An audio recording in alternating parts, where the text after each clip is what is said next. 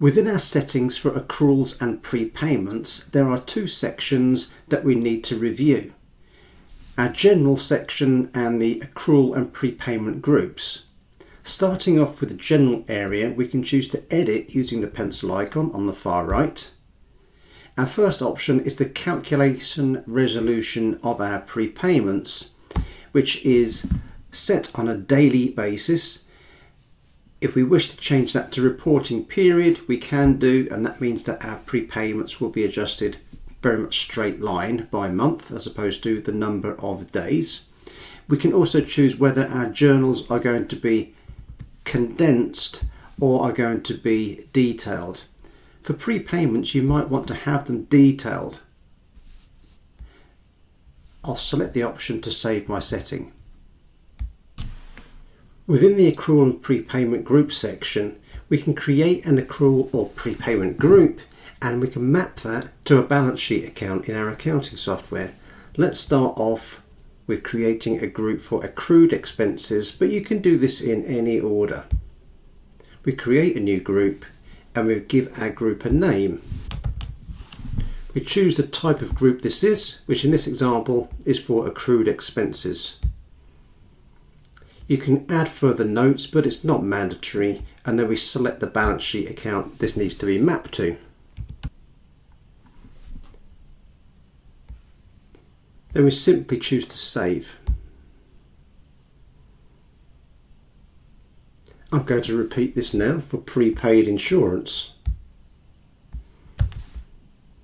Selecting the group for prepaid expenses.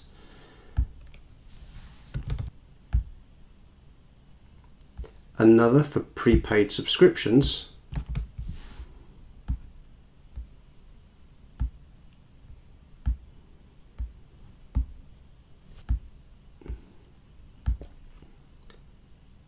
So in this example, I have two prepayment groups, although you could just use the one.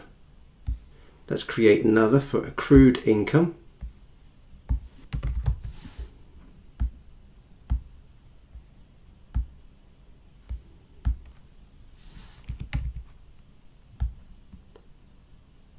And two more for deferred income types.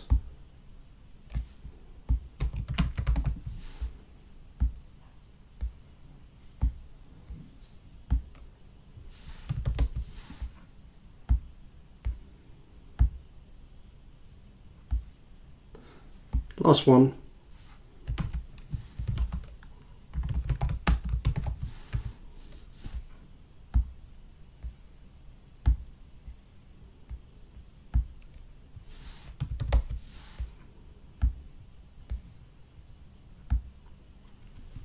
So now we can see we have a summary of our different accrual and prepayment groups.